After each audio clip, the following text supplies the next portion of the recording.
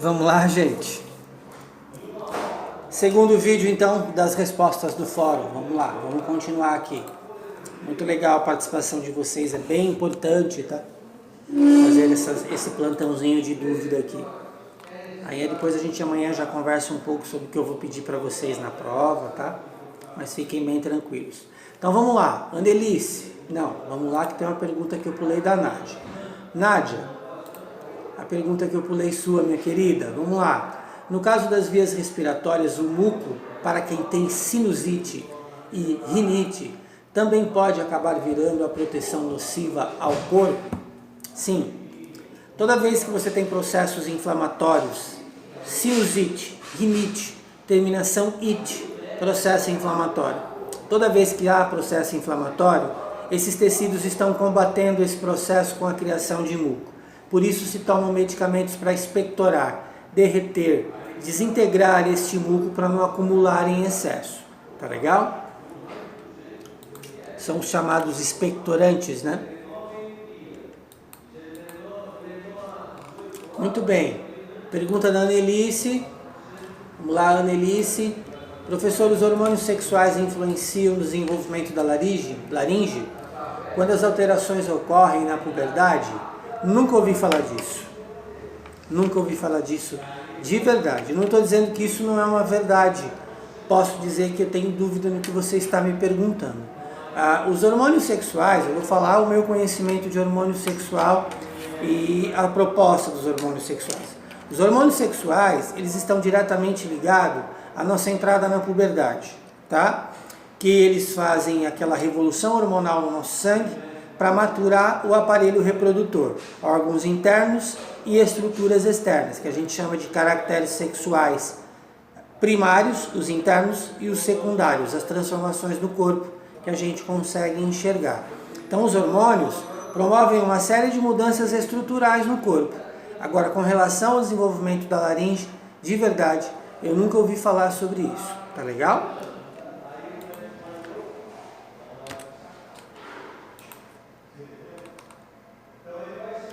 Isabela Camille, pergunta da Isabela. Bom dia, professor, não consegui entender muito a função dos capilares sanguíneos.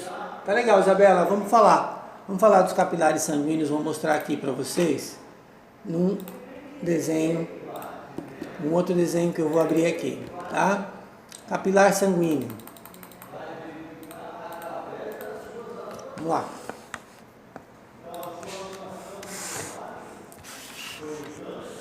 Esse desenho que eu estou mostrando para vocês, eu vou mostrar lá em fisiologia de novo, para explicar o quê? Para explicar sistema linfático, tá? Então esquece sistema linfático. Eu quero que vocês entendam o que é o capilar sanguíneo. Capilar sanguíneo, tá? Obviamente que aqui o capilar está muito aumentado, que é para a gente visualizar, tudo bem? Os capilares sanguíneos, eles chegam nas extremidades dos tecidos e das células, por todo o corpo. No capilar sanguíneo eu tenho microaberturas. Essas microaberturas deixam extravasar, espalhar tudo aquilo que o sangue leva para entregar para as células. Oxigênio, água e nutrientes. Ou seja, o que está sendo levado pelo sangue para nutrir as células vai ser abastecido lá pelo capilar sanguíneo, bem no finalzinho. Se você pegar a mangueira da sua casa, você liga a torneira, a água que sai lá na ponta da mangueira, lá a gente pode entender que é o capilar sanguíneo derramando todos os nutrientes, oxigênio e tudo aquilo que é necessário, tá bom? Esta é a função do capilar sanguíneo, além também de recolher aquilo que precisa ser devolvido para ser removido, sistema urinário e ainda através da hematose. O nome capilar é porque são fios extremamente finos, ok? Muito bem, vamos fechar essa figura e vamos voltar lá para o nosso fórum. Ok. Então, ok aqui para Isabela, né? Foi você, Isabela, que me perguntou do capilar sanguíneo. Tranquilo. Deixa eu ajeitar essa tela. Larissa dos Reis. Letrona. Gosta de letra grande, Larissa? Bom dia, professor. O senhor falou do bronco. Perdão. Quando um bebê ou uma pessoa é diagnosticada com bronquite, é porque algo não está certo com o brônquio, isso, inflamações, irritações e inflamações nos brônquios, tá certo? Justamente isso. Lembrando que o brônquio vai lá para o bronquíolo. Então, bronquiolite, inflamação nos bronquíolos. Bronquite, inflamação nos brônquios. Tudo bem? Legal, vamos para a próxima. Bastante pergunta, isso é bom. Beatriz, bom dia, professor. O que provoca a asma? Ela pode ser passada de mãe para filho? Existe possibilidade genética, mas também pode ser adquirida durante a vida. Eu comentei com vocês numa outra resposta. Na infância, se tem muita exposição com ambientes, digamos assim, poluídos no sentido de partículas, muito pó, mora perto de regiões que tem muita terra, trabalha na lavoura, quando se trabalha em fábricas metalúrgicas que tem metal pesado no ar, todas essas questões, tá certo? Mas sim, também pode ser adquirida de forma genética, né? Adquirida congenitamente, falando assim, tá? Próxima perguntinha, Gerliane. Vamos lá, Gerliane. Qual a gravidade de que tem lúpus em um derrame pleural? Não sei. Vocês fazem umas perguntas às vezes que são mais ligadas ao conhecimento de medicina, tá? Eu conheço o corpo humano, modéstia à parte, tenho um conhecimento razoável do corpo humano, mas eu não consigo te explicar a relação do lúpus com o derrame pleural. Eu posso até te pesquisar e de repente te dar uma nova informação num outro momento. Essa eu vou passar por enquanto, tá? Vamos lá para a próxima pergunta. Só um minutinho aqui. Só um minutinho.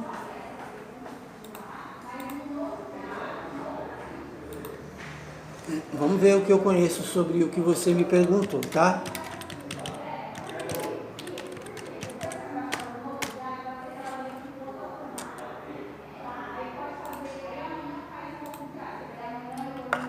Próxima pergunta. Depois eu trato esse assunto, ok?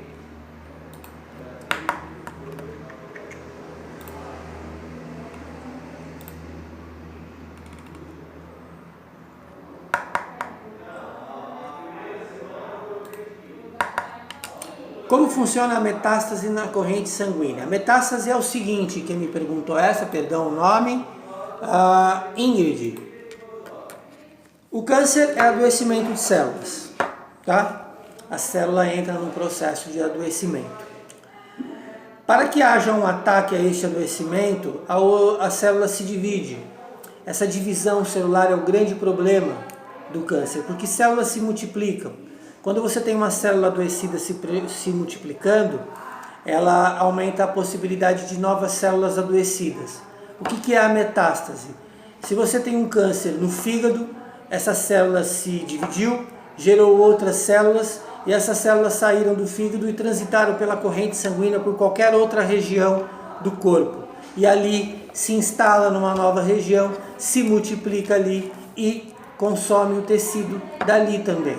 Esse é o grande problema do câncer, né? Essa divisão celular de células que estão adoecidas e que acabam se proliferando dentro do organismo e transitam pela corrente sanguínea. Tá legal? Muito bem, a próxima pergunta. Bom dia, professor, tudo bem? No nosso nariz e boca aquecem o ar para que nós respiramos, fazendo com que a temperatura não irrite os pulmões, certo? E quem está com a respiração mecânica, isso acaba irritando os pulmões. A respiração mecânica atinge principalmente via respiratória a traqueia, pode lesionar a traqueia. O processo de aquecimento do ar atmosférico é promovido sim no interior das narinas e da faringe e laringe, aquela região ali. Mas porque a temperatura corporal está diferente da temperatura muitas vezes externa, digamos assim, tá? Próxima pergunta, Maria Renata. Vamos lá, Maria Renata. Professor, o que em excesso prejudica nosso sistema circulatório? Tudo em excesso. O sistema circulatório depende do fluxo sanguíneo. Tudo que é excesso vai para o sangue. Muita gordura vai para o sangue. Muito sal vai para o sangue. Muita glicose vai para o sangue. Então, em falando de excessos alimentares, a gente pode ir para esta direção, tá? Excesso de álcool, excesso de tabaco, né? O uso do tabagismo, os fumantes em excesso. Então, tudo que você desequilibra trazendo, desequilibra internamente. Por onde? Pelo sangue. Sangue transita em tudo, vai prejudicar de alguma forma algum lugar. Tá bom? Maria Renata, vamos lá. Quem me perguntou esse? Desculpa, de novo, eu fecho e vou de novo. A próxima pergunta é da Natália. Vamos lá, Natália. Bom dia. Eu tenho dúvida referente ao sangue. Desde que eu era pequeno, os meus leucócitos e plaquetas são muito baixos. Ok? Tanto que me lembro que iria iniciar o tratamento para leucemia com alguns medicamentos. Professor, as pessoas que passam por esse tratamento ou já tiveram suspeitas, elas ficam suscetíveis a terem outras vezes o mesmo problema? Sim. Sempre cuidado, sempre exame, sempre a manutenção, a verificação dessa produção de leucócitos. Basicamente você tem que levar isso para a vida, tá? Vamos lá, próxima, Ana Paula. Professora, eu não entendi como se faz a troca gasosa de oxigênio e gás carbônico nos alvéolos. Pode me explicar de novo? Sim, explico sim, Ana Paula. Vamos lá. Troca gasosa, alvéolos pulmonares. Vamos lá.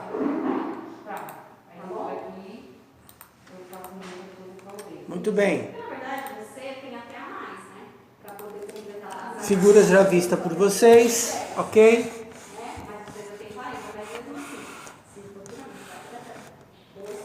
Sangue, alvéolos pulmonares, microbolsas internas aos pulmões, armazenam oxigênio e gás carbônico. A rede venosa vem lá do coração, aqui no capilar sanguíneo deixa gás carbônico, enquanto do outro lado a rede arterial está recolhendo o oxigênio. Houve uma troca, eu depositei gás carbônico e estou levando uma conta de oxigênio. Então eu estou com o meu fluxo arterial e com o meu fluxo venoso em equilíbrio, porque eu estou mandando embora gás carbônico e estou recolhendo oxigênio. Nome científico, hematose, troca gasosa, troca de gases, excesso de gás carbônico, que não pode haver, por recolhimento de oxigênio. Ok, você venceu. Batata frita. Lembra dessa música? Quem é mais novo não sabe do que eu estou falando. Mas ok, vocês só ouvem porcaria hoje em dia. Eu sou roqueiro, então só ouço coisa boa. Tô brincando, não tenho preconceito musical, gosto de MPB, gosto de rock, gosto de samba, samba de raiz, sou frequentador da Mocidade Alegre. Gosto de sertanejo dos antigos, mas esse sertanejo atual, esses caras de calça apertada, aí barbinha, cantam nada, voz horrível, não consigo ouvir 5 minutos. Pronto, falei, desabafei. Às vezes eu tenho esses surtos de desabafo nas minhas aulas, tá? Vamos seguir com o nosso fórum Pergunta da Sirlene. Bom dia, professor, tenho 3 perguntas. Uau! A primeira é como a leucemia age no corpo humano. Eu já respondi isso, deixando as janelas imunológicas abertas, ou seja, ficamos mais suscetíveis a contato com vírus e bactérias. Contato com vírus e bactérias temos o tempo todo. Temos que ter para o organismo reagir. Só que quando há leucemia, este contato vai nos deixar mais doentes. Quando forem vírus e bactérias agressivos, estamos em grande risco. Leucemia abre janela imunológica, ficamos desprotegidos. Segunda, por que algumas veias se rompem? Tem uma série de motivos para veia romper. Entupimento, semi-entupimento, pressão alta, muito fluxo correndo, envelhecimento precoce de veias. E outra, terceira, por que a respiração de alguém com problemas respiratórios é ofegante? A hiperventilação é o nome científico para quem está ofegante. A hiperventilação vai acontecer no organismo quando esse organismo está sentindo uma necessidade de expulsar gás carbônico mais rápido. Quer dizer o quê? Quando você hiperventila, quer dizer que a troca gasosa está por algum motivo falhando.